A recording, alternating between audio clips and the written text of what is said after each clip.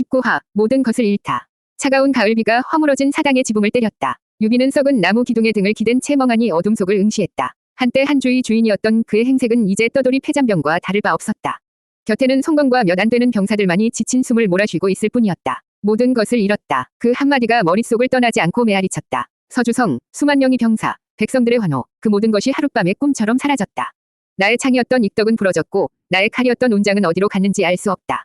결국 내 손에 남은 것은 아무것도 없구나. 그는 자신의 손을 들어 눈앞에서 펼쳐보았다. 돗자리를 짜고 집신을 삼던 투박한 손. 이 손으로 천하를 쥐어보려 했던가. 헛된 꿈이었다. 죽은 기운을 내십시오. 아직 하늘이 우리를 버리지 않았습니다. 원소에게로 가면 재기할 수 있을 것입니다. 송건이 보다 못해 위로의 말을 건넸다. 유비는 대답하지 않았다. 원소, 그 오만한 자의 발 아래 기어들어가 또다시 멸시와 조롱을 견디란 말인가. 이제는 지긋지긋하다. 절망은 그의 영혼을 좀먹고 있었다. 그는 천천히 손을 들어 자신의 얼굴을 덮고 있는 가면을 만졌다. 차갑고 이질적인 감촉. 이 가면을 쓴 이후로 단 한순간도 편히 웃어본 적이 없었다. 단 한순간도 진정한 자신으로 살아본 적이 없었다. 이니의 가면, 백성의 호감도를 올려준다고. 그래서 얻은 것이 무엇이냐. 백성들은 나를 버렸고 나는 이렇게 쥐새끼처럼 숨어있다. 이 가면은 나에게 영광을 주는 신물이 아니라 나를 영원히 고통 속에 가두는 저주다. 그는 손톱을 세워 가면의 가장자리를 긁었다. 벗어버리고 싶었다. 이 지긋지긋한 위선을 찢어버리고 평범한 유비로 돌아가고 싶었다. 가면을 떼어내려 하자 살가죽이 통째로 뜯겨나가는 듯한 극심한 고통이 온몸을 관통했다. 가면은 그의 얼굴에 완전히 뿌리내린 것처럼 꿈쩍도 하지 않았다. 죽은, 왜 그러십니까? 송건이 놀라 달려왔다. 유비는 거친 숨을 몰아쉬며 손을 내렸다. 벗을 수조차 없단 말인가? 이 저주는 죽을 때까지 나와 함께하는 것인가? 모든 희망이 사라진 자리, 텅 빈 유비의 마음속에 단 하나의 생각만이 떠올랐다. 조조, 그 오만하고 잔혹하지만 천하에서 가장 강한 사내. 호랑이를 피하기 위해서는 더 강한 호랑이의 우리 안으로 들어가는 수밖에 없다. 그래, 지금 나에게 가장 안전한 곳은 나를 가장 죽이고 싶어 하는 조조의 발밑이다. 그것은 희망이나 계획이 아니었다. 그저 살아남기 위한 짐승의 본능이었다. 유비는 비에 젖은 어둠을 향해 힘겹게 입을 열었다. 허도로 가자. 그것이 지옥의 밑바닥에서 그가 내린 결정이었다. 20화, 조조에게 항복한 관우. 그 마음은 유비에게. 관우는 합의성 성루 위에서 홀로 서서 몰려오는 조조의 대군을 내려다보았다. 성 안에는 겁에 질린 병사들과 그가 목숨을 걸고 지켜야 할 형님의 두 부인이 있었다. 장비는 이미 성을 빠져나가 행방이 묘연했고 유비의 생사조차 알 수 없었다. 어찌해야 하는가. 여기서 죽는 것은 쉽다. 이 한 목숨, 형님과의 맹세를 위해 버리는 것은 두렵지 않다. 허나 내가 죽으면 두 형수님은 어찌 되는가. 도원에서 함께 죽기로 맹세했으나 형님보다 먼저 죽는 것 또한 맹세를 어기는 것이 아닌가. 그의 마음은 천갈래 만갈래로 찢어지는 듯했다. 그때 조조의 진영에서 단 한 기의 말이 달려나왔다. 옛 친구였던 장료였다. 운장, 오랜만이여. 성벽 아래서 외치는 장료의 목소리에 관우는 굳은 얼굴로 그를 내려다보았다. 항복을 권하러 왔다면 돌아가라. 나는 죽을지언정 항복은 하지 않는다. 운장, 그대의 용맹은 천하가 아나. 지금 죽는 것은 세 가지의 죄를 짓는 것이오. 무슨 말인가. 첫째, 도원에서 형제들과 생사를 함께하기로 맹세했으니 지금 그대가 먼저 죽는 것은 형님을 배신하는 것이오. 둘째, 형님께서 두 형수님을 그대에게 맡겼으니 지금 그대가 죽어 형수님들을 위험에 빠뜨리는 것은 형님의 부탁을 저버리는 것이오. 셋째, 그대와 같은 영웅이 한 나라를 위해 큰일을 해야 하거늘 여기서 개죽음을 당하는 것은 나라의 죄를 짓는 것이오. 어찌 이를 모르시오. 장료의 말은 비수처럼 관우의 마음에 박혔다. 그는 한참 동안 침묵하다가 마침내 무겁게 입을 열었다. 좋다. 항복하겠다. 하지만 세 가지 약조를 들어주어야 한다. 말해보시오. 승상께 내가 전하겠소. 관우는 성벽 아래의 수십만 대군을 향해 천둥과 같은 목소리로 외쳤다. 첫째, 나는 한나라 황실에 항복하는 것이지 조조에게 항복하는 것이 아니다. 둘째, 나의 두 형수님께는 내 형님이 받던 녹봉에 준하는 대우를 보장하고 그 누구도 함부로 문 안에 들 수 없도록 해야 한다. 그는 잠시 숨을 고른 뒤 마지막 약조를 외쳤다. 그 목소리에는 그의 모든 영혼이 담겨 있었다. 셋째, 언제든 내 형님의 계신 곳을 알게 되면 그곳이 천리말리라도 나는 즉시 떠날 것이다. 이 세 가지 중 하나라도 들어주지 않는다면 나는 지금 당장 여기서 싸우다 죽을 뿐이다. 이 보고를 들은 조조는 노하기는커녕 박장대소했다. 하늘이 나에게 이런 위로운 장수를 보내주었구나. 좋다. 그의 약조를 모두 들어주어라. 저런 자야말로 내가 진심으로 얻고 싶은 사람이다. 내가 온갖 정성을 다하면 그의 마음도 언젠가는 나에게로 돌아오지 않겠는가. 그리하여 관우는 청룡원 얼도를 내려놓고 성문을 열었다. 그는 조조가 베푸는 온갖 환대 속에서도 언제나 형 유비의 두 부인을 모시고 자신의 거처를 지켰다. 그의 몸은 허도에 있었지만 그의 마음은 여전히 행방조차 알 수 없는 형 유비에게로 향해 있었다. 21화, 오관을 돌파하고 6장수를 베다. 조조의 극진한 대우 속에서도 관우의 마음은 단 하루도 편할 날이 없었다. 그는 매일같이 사방으로 사람을 보내 형 유비의 소식을 수소문했다. 그러던 어느 날 한 상인으로부터 꿈에도 그리던 소식이 들려왔다. 관 장군, 유비군께서는 지금 원소의 객장으로 계신다고 합니다. 그 말을 듣는 순간 관우의 심장이 쿵하고 내려앉았다. 형님, 살아계셨군요. 살아만 계셨군요. 그는 당장이라도 달려가고 싶었지만 조조에게 받은 은혜가 발목을 잡았다. 그는 조조에게 하직 인사를 고하기 위해 몇 번이나 승상부를 찾아갔지만 조조는 그의 뜻을 눈치채고 병을 핑계로 만나주지 않았다. 며칠이 지나자 관우는 더 이상 기다릴 수 없었다. 승상께서 나를 피하시는구나. 하지만 형님을 찾아가는 길을 더는 미룰 수 없다. 받은 은혜는 전장에서 공을 세워 갚았으니 이제 나는 나의 길을 가야 한다. 그는 조조가 내린 금은보화에는 눈길도 주지 않았다. 하사받은 저택과 미녀들, 그 모든 것을 그대로 남겨둔 채 오직 자신의 청룡원월도와 적토마만을 챙겼다. 그리고는 떠나기 전 하사받은 한수정우의 인수를 탁자 위에 고이 남겨두었다. 두 형수를 모신 수레를 이끌고 허도를 떠나 북쪽으로 향했다. 첫 번째 관문인 동령관에 다다랐을 때였다. 관문을 지키던 장수 공수가 그의 앞을 막아섰다. 어디를 가시는 길이요, 장군. 나는 내 형님을 찾아 원소가 있는 하북으로 가는 길이니 길을 비켜라. 승상의 통행증이 없으면 한 발짝도 지나갈 수 없소. 이것은 나라의 법도요. 관우의 미간이 꿈틀거렸다. 급한 길이니 승상께는 내가 나중에 따로 말씀드리겠다. 어서 문을 열어라. 안 돼요. 명령은 명령이요. 더 이상의 대화는 무의미했다. 형님을 만나러 가는 길이다. 이 길을 막는 자는 그 누구라도 용서할 수 없다. 그렇다면 어쩔 수 없지. 말이 끝나기가 무섭게 청룡원월도가 번개처럼 공수의 목을 갈랐다. 관우는 피 묻은 칼을 고쳐 잡고 두 번째 관문인 낙양을 향해 말을 몰았다. 낙양 태수 한복은 미리 소식을 듣고 군사를 매복시켰지만 관우는 매복병을 단숨에 돌파하고 활을 쏘려던 한복에 팔을 베어버렸다. 세 번째 사수관에서는 장수 변희가 절에 머물게 한 뒤 밤을 틈타 죽이려 했지만 관우는 그의 계략을 미리 눈치채고 단칼에 베어버렸다. 네 번째 형양에서는 태수 왕식이 역관에 불을 질러 태워 죽이려 했으나 이 또한 간파하고 왕식의 목을 취했다. 마지막 다섯 번째 황하 나루터. 하우돈의 부하인 진기가 배를 내어주지 않고 길을 막아섰다. 내 놈이 관우냐. 감히 승상을 배신하고 도망치는 주제에 어딜 가려 하느냐. 내 창을 받아라. 길을 비키라고 했을 텐데. 관우의 목소리는 얼음처럼 차가웠다. 적토마가 질풍처럼 달려나가고 청룡원월도가 붉은 궤적을 그렸다. 진기의 몸이 두 동강 나며 황하의 흙먼지 속으로 사라졌다. 5개의 관문을 돌파하고 6명이 장수를 베었다. 그의 뒤에는 피비린내가 진동했다. 관우는 황하 넘어 아득한 북쪽 땅을 바라보았다. 그의 눈에는 오직 하나의 생각뿐이었다. 형님, 제가 갑니다. 22화, 천리를 달려 형을 찾다. 관우의 소문은 바람보다 빠르게 퍼져나갔다. 조조의 영토에서 그는 이제 승상을 배신하고 달아난 무법자였다. 가는 곳마다 그를 잡으려는 추격군이 따라붙었지만 청룡원월도 앞에 모두 목숨을 잃을 뿐이었다.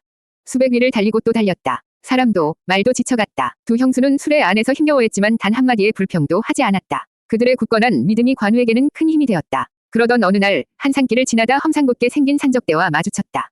우두머리로 보이는 자가 외쳤다. 나는 이곳의 주인이니 가진 것을 모두 내놓고 가면 목숨만은 살려주겠다. 관우는 어이가 없었다. 내 놈은 내가 누군지 알고 감히 길을 막느냐. 내 놈이 누구든 상관없다. 그 순간 산적의 뒤에서 한 사내가 달려나왔다. 그는 우두머리에 뒤통수를 후려치며 소리쳤다. 이 미친놈아. 저분이 바로 오관을 돌파하신 관 장군님이시다. 알고 보니 그는 관우의 명성을 듣고 흠모하던 사람이었다. 그의 도움으로 관우는 잠시 휴식을 취하며 유비의 행방에 대한 새로운 소식을 들을 수 있었다.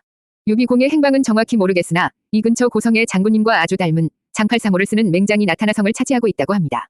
익덕인가. 관우는 한 줄기 희망을 안고 고성을 향해 달렸다. 성문에 다다르자 성벽 위에는 정말로 꿈에 그리던 아오 장비가 서 있었다. 익덕아. 관우는 반가움에 목이 메어 소리쳤다. 하지만 성벽 위에서 그를 내려다보는 장비의 눈에는 반가움이 아닌 차가운 분노와 배신감이 서려 있었다. 이 배신자놈. 무슨 낯짝으로 여기까지 왔느냐. 익덕아. 그게 무슨 소리냐. 오해다. 나는 형수님들을 모시고 형님을 찾아 여기까지 온 것이다. 시끄럽다. 조조에게 항복하여 높은 벼슬과 온갖 부귀영화를 누리던 놈이 이제 와서 무슨 헛소리냐. 필시 나를 잡으러 온 조조의 앞잡이일 테지. 당장 돌아가지 않으면 내 놈의 목에 창을 박아주마. 장비의 불호령에 관우는 망치로 머리를 맞은 듯한 충격을 받았다. 천리 길을 달려온 고통보다 아우에게 배신자로 몰리는 고통이 몇백 배는 더 컸다. 익덕. 정말 오해다. 내 말을 믿어다오. 숙부님 말씀이 맞아요. 우리를 지키기 위해 어쩔 수 없으셨어요. 수레 안에 두 형수까지 나서서 외쳤지만 한번 의심하기 시작한 장비의 마음은 쉽게 돌아오지 않았다. 바로 그때였다. 멀리서 흙먼지가 피어오르며 조조의 추격군이 나타났다. 선두의 선 장수는 하우돈의 부장 채양이었다. 관우, 거기 서라. 승상의 명을 어기고 도망친 죄를 물어 내 놈을 잡으러 왔다. 그것을 본 장비가 성벽 위에서 비웃으며 외쳤다. 거보하라. 내 놈의 동료들이 오지 않았느냐. 좋다. 내 놈의 말을 믿고 싶다면 증명해 보여라. 내가 저 성 위에서 북을 3번 울리는 동안 저 장수의 목을 베어온다면 너를 형제로 다시 받아주겠다. 더 이상 망설일 시간이 없었다. 관우는 적토마의 고삐를 움켜쥐었다. 좋다. 둥. 첫 번째 북소리가 울리자마자 적토마는 화살처럼 튀어나갔다. 내 이놈. 관. 채양의 말이 채 끝나기도 전에 청룡원월도가 그의 목을 스치고 지나갔다. 둥. 두 번째 북소리가 울리기도 전에 채양의 머리는 이미 말 아래로 굴러떨어지고 있었다. 성벽 위에서 그 광경을 지켜보던 장비의 눈이 커졌다. 그는 손에 들고 있던 북채를 떨어뜨렸다. 그리고는 성문을 향해 미친 듯이 달려내려왔다. 성문이 열리고 장비는 관우 앞에 무릎을 꿇고 통곡했다. 형님, 이 아우가 어리석었습니다. 형님의 깊은 뜻도 모르고 저를 죽여주십시오. 관우는 말에서 내려 피 묻은 손으로 아우를 일으켜 세웠다. 일어나거라, 익덕. 괜찮다. 괜찮아. 두 형제는 서로를 부둥켜 안고 한참을 울었다. 이제 잃어버린 마지막 형제를 찾을 시간이었다. 23화, 고성에서의 재회, 진정한 형제가 되다. 원소의 진영에서 유비가 보내는 하루하루는 굴욕 그 자체였다. 원소는 그를 번거로운 손님 취급하며 제대로 된 대우도 병사도 내어주지 않았다. 한때 서주를 호령했던 유비는 이제 눈칫밥이나 먹는 신세로 전락했다. 이것이 현실인가? 관우와 장비라는 날개를 잃으니 나는 날지 못하는 새에 불과하구나. 아니, 처음부터 나는 날 수 없었던 것인가? 그가 자조적인 생각에 잠겨있을 때 송건이 다급한 얼굴로 막사 안으로 뛰어들어왔다. 주군, 좋은 소식입니다. 관 장군과 장 장군께서 고성에서 다시 만나셨다고 합니다. 무엇이라? 유비는 자리에서 벌떡 일어났다. 쿵쿵쿵. 멈춰있던 심장이 다시 뛰기 시작했다. 자세히 말해보아라. 어찌 된 일이냐? 송건은 숨을 헐떡이며 그간의 소문을 전했다. 관우가 두 형수를 모시고 조조의 진영을 떠나 5 관문을 돌파하고 6 장수를 뵌 뒤 마침내 고성에서 장비를 만났다는 이야기였다.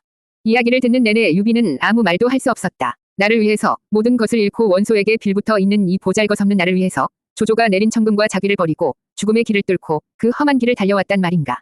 그는 지금까지 관우와 장비를 자신의 대업을 위한 가장 강력한 도구라고 생각해왔다. 부서지면 새로 구해야 하고 잃어버리면 아쉬운 그런 도구. 하지만 도구가 주인을 위해 이런 일을 할 수 있단 말인가. 가야 한다. 당장 가야 한다. 유비는 원소에게 달려가 하직 인사를 고했다. 원소는 귀찮다는 듯이 손을 내저었다. 가보거라. 어차피 자네가 여기에 있어봤자 밥만 축낼 뿐이니. 유비는 그 모욕적인 말에 대꾸조차 하지 않았다. 그는 조은과 남은 수하들을 이끌고 밤낮을 가리지 않고 고성을 향해 달렸다. 며칠 후 저 멀리 고성의 성벽이 보이기 시작했다. 성문이 열리고 2명이 거구가 말을 타고 달려나왔다. 한 명은 붉은 대추빛 얼굴에 긴 수염을, 다른 한 명은 벼락 같은 눈에 멧돼지 같은 기세를 품고 있었다. 관우와 장비였다. 2 사람은 유비의 앞에서 말에서 내리더니 그 자리에 엎드려 목 놓아 울었다.